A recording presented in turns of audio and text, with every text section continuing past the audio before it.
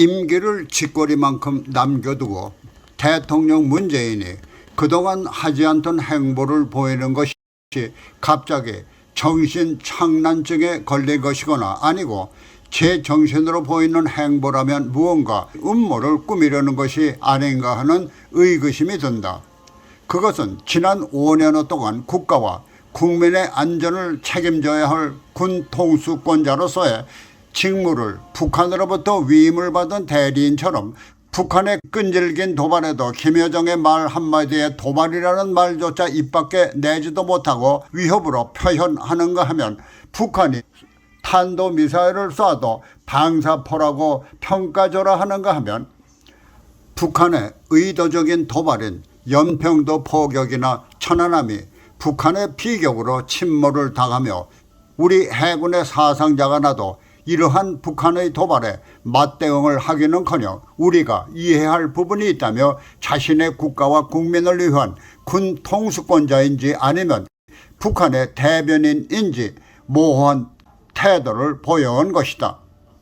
특히 김여정의 말 한마디에 도발이라는 말은 입 밖에도 꺼내지 못한 채 단순한 위협으로 표현하며 북한의 90도 저자세를 취해온 것이다. 그런데 지난 20대 대선에서 정권 연장이 이루어질 것이라는 꿈이 깨지면서 그동안 외면했던 군 통수권자의 위치를 드러내며 뒷전에 미뤄뒀던 안보를 꺼내들고 칼춤을 추고 나서는 데서 어떤 음모가 있는 것이 아닌가라는 의문의 시나리오가 떠오른다는 것이다.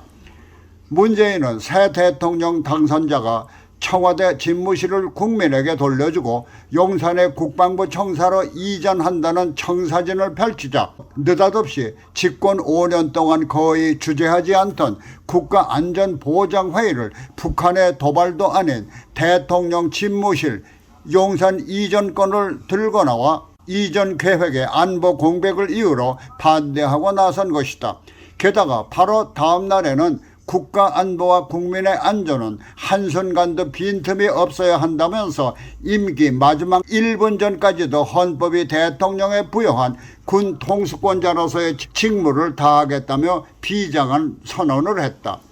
더욱이 북한이 미사일을 쏴댈 때마다 침묵하거나 미사일이 아니라 방사포라며 북한을 두둔해 오다가 선거에서 정권 교체가 불발된 지 북한이 ICBM을 발사하자 태도를 돌변해 북한을 비난하며 안보 파리에 나선 것이다.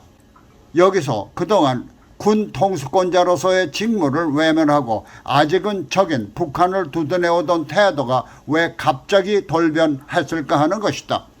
문재인은 새 대통령의 용산 이전 문제가 나오자 국가 안보와 국민의 안전은 한순간도 빈틈이 없어야 한다면서 한반도 안보 위기가 고조되어서 안보 역량 결집이 필요한 교체기에 실행하려는 청와대 집무실 용산 이전은 안보 공백을 가져올 것이라고 제동을 걸고 나선 것이다.